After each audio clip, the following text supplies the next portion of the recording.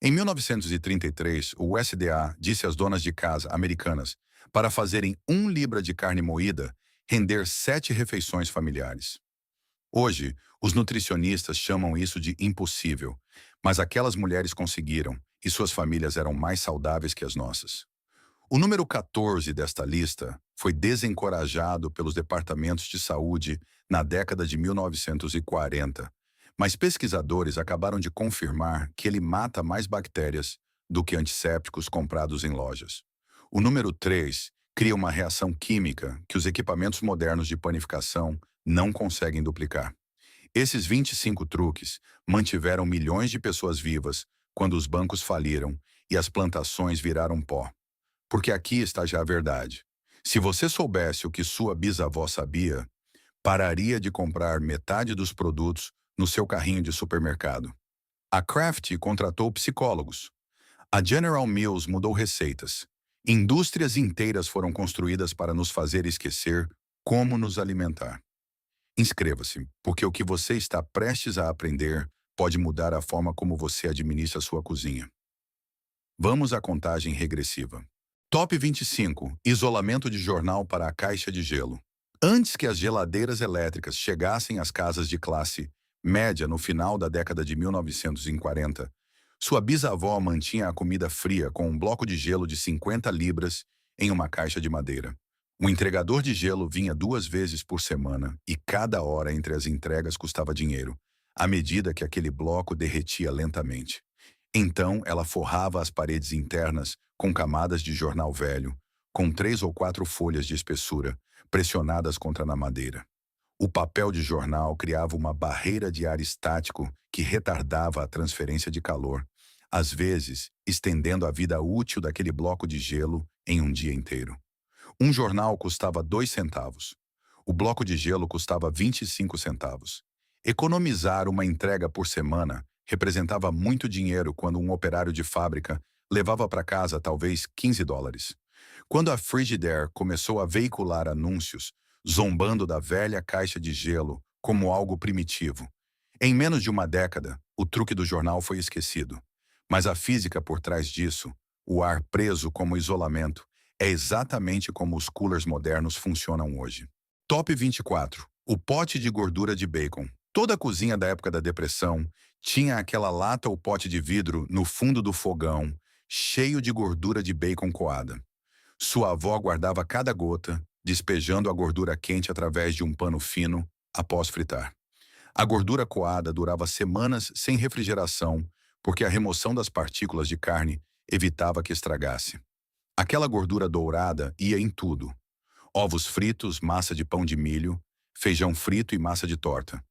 1 libra de bacon custava cerca de 20 centavos em 1934. A gordura que ele produzia substituía a manteiga a 40 centavos a libra, fazendo com que cada tira rendesse em dobro. Na década de 1950, a American Heart Association lançou sua campanha contra as gorduras animais.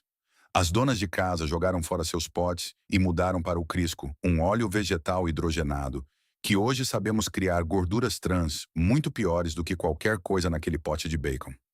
Algumas famílias no sul rural nunca pararam de guardar sua gordura. Eles sabiam o que o resto de nós esqueceu. Top 23. Vinagre branco para tudo. Antes que o Clorox e o Mister Clean enchessem as prateleiras dos supermercados, o vinagre branco limpava toda a casa americana. Sua avó o diluía meio a meio com água para janelas, bancadas e pisos, e até o usava como enxágue para a louça. 1 galão custava 10 centavos durante a depressão e substituía o limpa-vidros, a cera de chão e o desinfetante de uma só vez. Ela o adicionava à água de enxágue ao lavar roupas para amaciá-las. Ela o despejava nos ralos para limpar a gordura. Ela deixava ferramentas enferrujadas de molho nele durante a noite. As empresas de produtos de limpeza passaram décadas nos convencendo de que o vinagre não era forte o suficiente. Mas estudos universitários confirmaram o que as donas de casa da época da depressão já sabiam. Uma solução de vinagre a 5% mata 99% das bactérias de superfície. Trocamos 1 galão de 10 centavos por um armário cheio de garrafas de 12 dólares, porque os comerciais nos disseram para fazer isso. Top 22. Vestidos de saco de farinha. Quando a farinha comercial vinha em sacos de algodão, mães econômicas notaram que o tecido era resistente o suficiente para ser costurado e transformado em roupas. No início da década de 1930, as empresas de farinha perceberam isso e começaram a estampar seus sacos com padrões florais coloridos, xadrezes e listras, sabendo que as mulheres escolheriam as marcas com base no tecido. Um saco de 49 libras custava 1,50 dólares, e o saco vazio fornecia material suficiente para o vestido de uma criança ou um conjunto de panos de prato. As mães colecionavam estampas combinando ao longo das compras, planejando um vestido com semanas de antecedência. As crianças iam para a escola com roupas de saco de farinha, e a costura era tão cuidadosa que os colegas de classe nunca percebiam. Quando roupas baratas prontas inundaram as lojas de departamento na década de 1950, as empresas de farinha pararam de imprimir estampas, e a tradição morreu em uma geração. A indústria têxtil queria que você comprasse roupas, não que as fizesse. Top 21. Folhas de dente de leão para o jantar. Antes que os gramados tratados quimicamente se tornassem o ideal suburbano, sua avó ia até o quintal, com uma faca de descascar, e colhia folhas de dente de leão para a mesa. As folhas jovens, colhidas antes de a planta florescer, eram macias e levemente amargas, perfeitas murchas na gordura de bacon com um toque de vinagre, ou comidas cruas em uma salada com um ovo cozido. As folhas de dente de leão contêm mais vitamina A do que as cenouras e mais cálcio do que o leite. Um alimento completo e gratuito que cresce sem precisar plantar, regar ou fertilizar. Após a guerra, a indústria de cuidados com o gramado gastou milhões ensinando aos americanos que os dentes de leão eram ervas daninhas, inimigos a serem envenenados com herbicidas.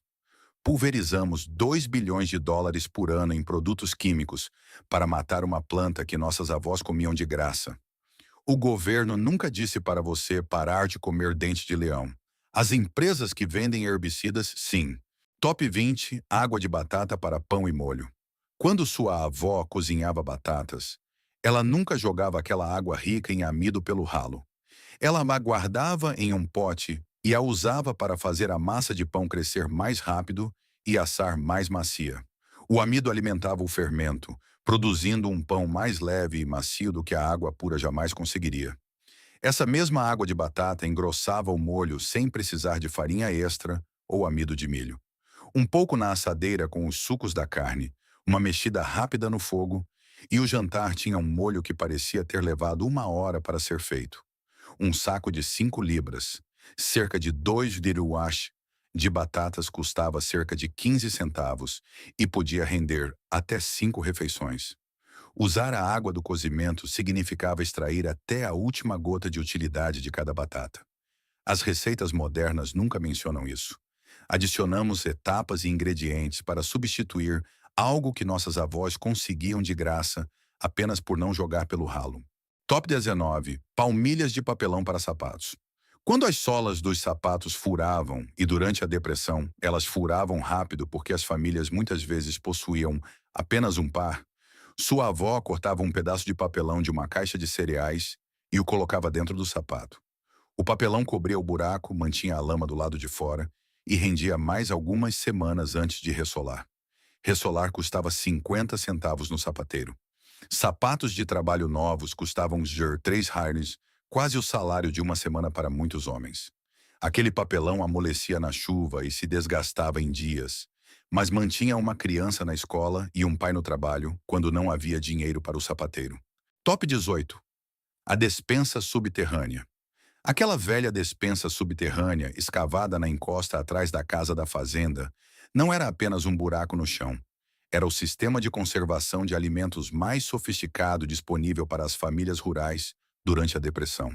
As temperaturas subterrâneas permaneciam entre 10 e 15 dinas, a 50 e 60 degrees o ano todo, frias o suficiente para armazenar batatas, maçãs, nabos e conservas por meses sem eletricidade.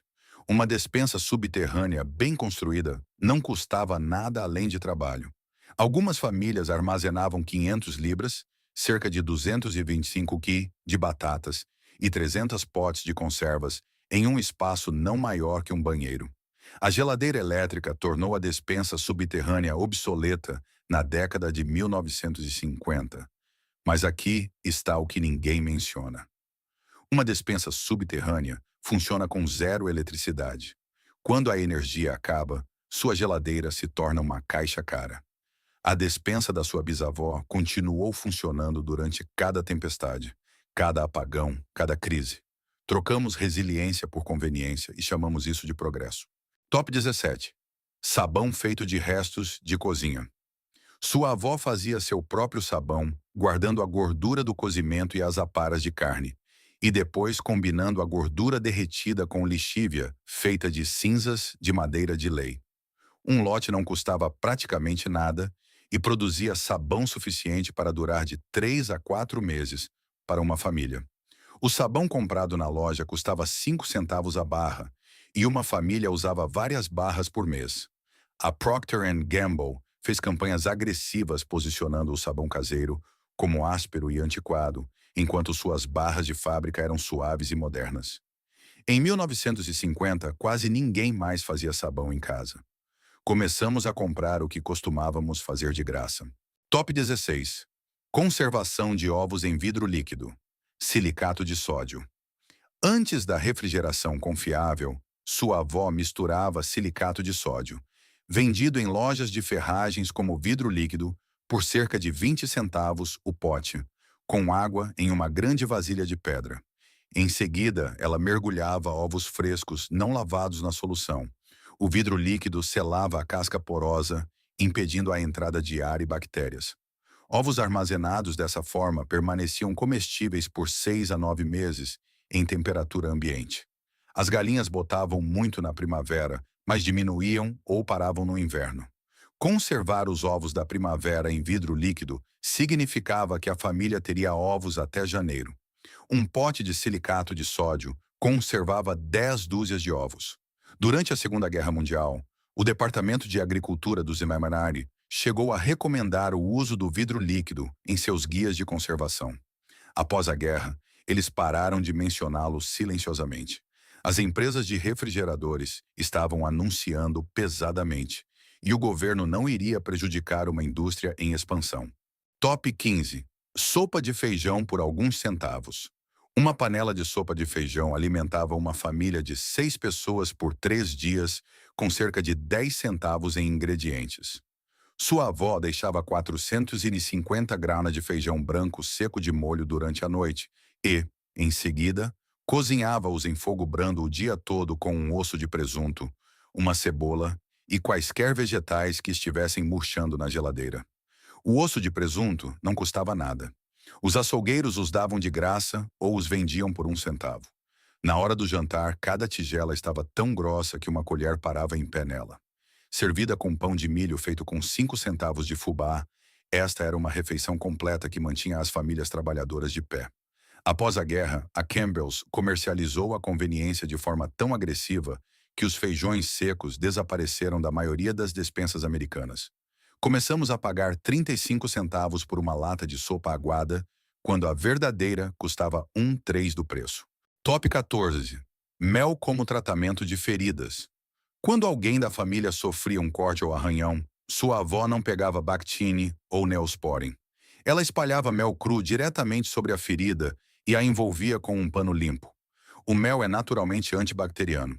Seu baixo teor de umidade e pH ácido criam um ambiente onde as bactérias simplesmente não conseguem sobreviver. Durante a depressão, uma consulta médica custava os $2, mais do que muitas famílias ganhavam em um dia. Um pote de mel da colmeia de um vizinho custava talvez 15 centavos. Os departamentos de saúde locais em vários estados desencorajaram a prática na década de 1940, chamando-a de medicina popular anti-higiênica e empurrando as famílias para antissépticos comerciais. Mas em 2007, a FDA aprovou o mel de grau médico para o tratamento de feridas. Os hospitais agora o usam em queimaduras e feridas cirúrgicas. Ela não estava sendo supersticiosa, ela estava sendo inteligente. Top 13. Remendar e serzir tudo. Sua avó não jogava fora uma camisa porque tinha um buraco. Ela a remendava. Ela não descartava meias com os calcanhares gastos.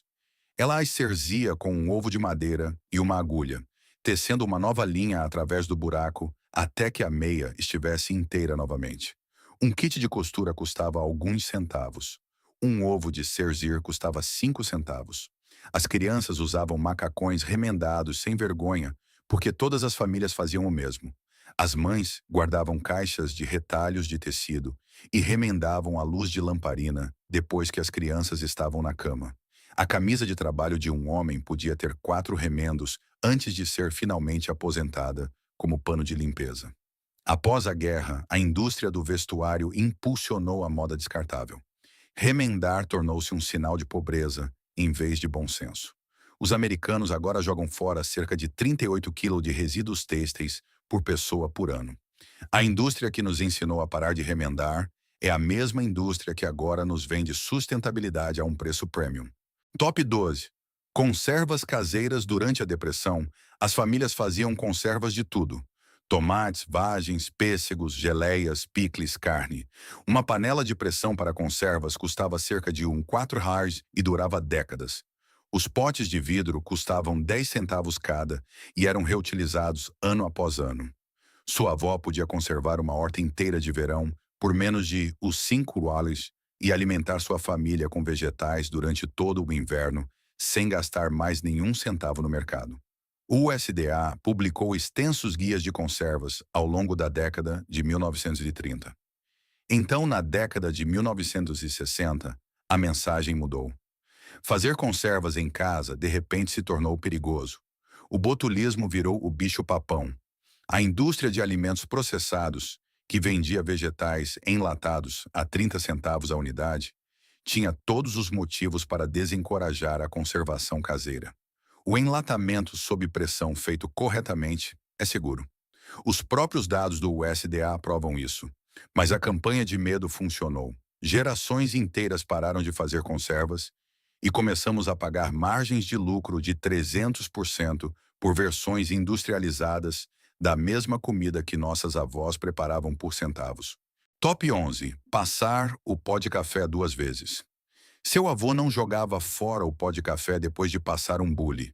Ele o secava em uma assadeira e o passava novamente, às vezes misturando o pó de ontem com uma pequena medida de pó fresco para fazer o estoque render. Meio quilo de café custava cerca de 25 centavos e uma família conseguia fazê-lo durar 3 semanas com esse método. A segunda passada era mais fraca, mas ainda era café. Além do bule, o pó usado ia para o jardim como fertilizante e para as calçadas congeladas para dar aderência no inverno. Nada tinha um uso único. Tudo tinha uma segunda vida. A cultura moderna do café vende cápsulas individuais a $1 cada e chama isso de conveniência. Seu avô conseguia café para uma semana inteira com o que jogamos fora depois de uma xícara. Top 10. Biscoitos de banha. Quando o armário estava quase vazio, sua avó ainda conseguia colocar comida quente na mesa com 3 ingredientes: farinha, banha e leitelho, buttermilk. Às vezes era apenas farinha, banha e água com uma pitada de bicarbonato de sódio. Ela misturava a banha fria na farinha cortando-a com 2 facas, trabalhando rápido para que a gordura continuasse fria. Ela abria a massa com as mãos, cortava círculos com um copo virado para baixo e os assava em forno quente por 12 minutos. Biscoitos dourados e folheados custavam menos de 3 centavos por uma assadeira cheia. Servidos com molho, gravy, com geleia ou simplesmente puros com uma isca de manteiga, esses biscoitos podiam ser qualquer refeição, dependendo do dia. A banha criava camadas de bolsas de vapor que a gordura vegetal nunca conseguiu replicar. Quando as empresas de gordura vegetal impulsionaram seu produto na década de 1950, a textura dos biscoitos mudou em todos os Estados Unidos. Os padeiros de hoje pagam preços altíssimos por manteiga europeia, tentando recriar o que a banha fazia naturalmente por centavos. Top 9. Reutilizar a água do banho. Em casas sem encanamento interno, e durante a década de 1930, isso representava quase metade da zona rural dos Estados Unidos. A noite do banho significava aquecer água no fogão e encher uma tina galvanizada na cozinha. A água era usada por toda a família, uma pessoa de cada vez, do mais limpo ao mais sujo. As crianças primeiro, depois a mãe e, por último, o pai, após um dia de trabalho no campo. A água também não era desperdiçada após o banho. Ela ia para o jardim. Aquecer a água em um fogão a lenha exigia tempo e combustível. Cada galão representava trabalho. Não se jogava esse trabalho pelo ralo. Os americanos modernos usam uma média de 80 galões de água por dia. A família inteira da sua bisavó talvez usasse 20 galões em uma semana e encontrava um segundo uso para cada gota. Top 8. Pudim de casca de pão.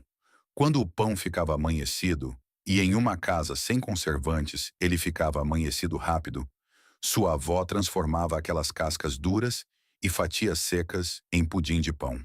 Ela as embebia em uma mistura de ovos, leite, açúcar e baunilha, despejava em uma assadeira untada e assava até que o creme firmasse e o topo ficasse dourado. Um punhado de uvas passas ou uma pitada de canela o transformava em algo que as crianças imploravam para comer.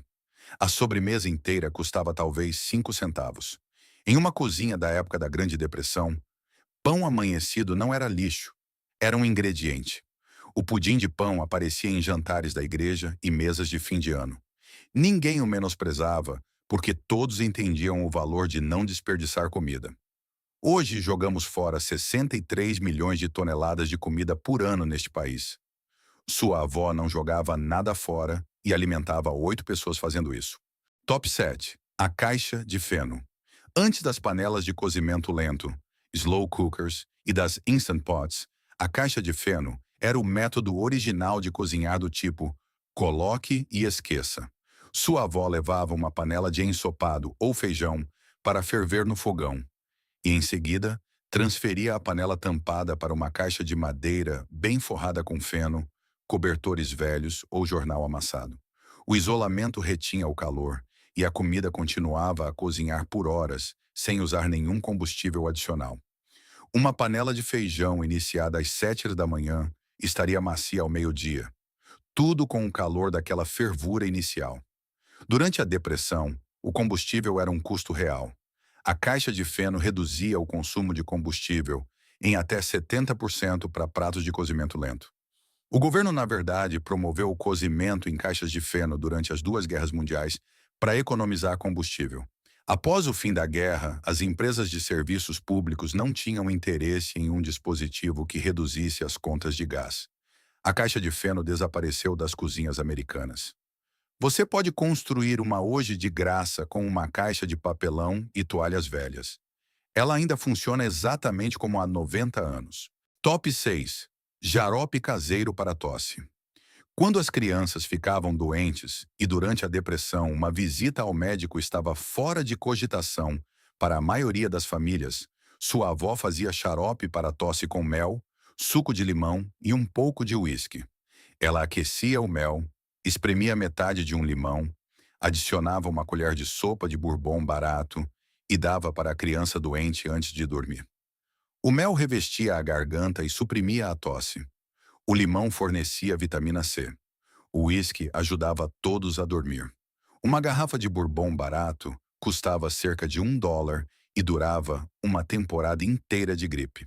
Enquanto isso, o remédio patenteado para a tosse custava 50 centavos e muitas vezes era menos eficaz. Um estudo de 2007 da Penn State descobriu que o mel superou o principal supressor de tosse de venda livre em crianças. A indústria farmacêutica gasta UNAR 4 bilhões de dólares por ano vendendo remédios para tosse. A versão da sua avó custava 5 centavos por dose e funcionava melhor. Top 5. Panquecas de leite azedo. Quando o leite azedava, e sem refrigeração ele azedava rápido no verão, sua avó não o jogava fora. Ela o usava. O leite azedo reagia com o bicarbonato de sódio para criar dióxido de carbono, fazendo as panquecas crescerem leves e fofinhas sem nenhum fermento em pó. O ácido lático amaciava o glúten, produzindo panquecas com um sabor picante e uma maciez que o leite doce nunca conseguiria igualar. 1 litro de leite custava 10 centavos. Desperdiçá-lo era impensável. O leite azedo ia para panquecas, biscoitos, pão de milho e até bolo de chocolate, onde o ácido intensificava o sabor do cacau. O leitélio, buttermilk, pelo qual hoje pagamos um preço alto de US$ 4 o litro, é essencialmente no que o leite da sua avó se transformava naturalmente na bancada. Nós pagamos pelo que as cozinheiras da depressão conseguiam de graça, apenas esperando um dia. Top 4: recultivar vegetais a partir de restos. Sua avó não comprava cebolinha toda semana. Ela comprava uma vez, usava as partes verdes e plantava as pontas brancas da raiz em um pote com água no parapeito da janela. Em poucos dias, novos brotos verdes apareciam. Ela fazia o mesmo com as bases do aipo, os corações da alface e os olhos brotos da batata. Uma única batata com 4 bons brotos produzia 4 novas plantas. Cada planta rendia de 6 a 8 batatas. Isso não era jardinagem como hobby. Era agricultura de sobrevivência praticada em bancadas de cozinha e saídas de incêndio por toda a América. Em seu auge, 20 milhões de Jardins da Vitória produziram 40% dos vegetais do país. Após a guerra, a indústria de supermercados fez um forte lobby para acabar com o programa dos Jardins da Vitória. Eles queriam esses clientes de volta às lojas. O USDA, Departamento de Agricultura dos Pornararinaarneauna, cortou silenciosamente o financiamento de seus esforços de jardinagem e, em uma geração, a maioria dos americanos esqueceu como cultivar sua própria comida.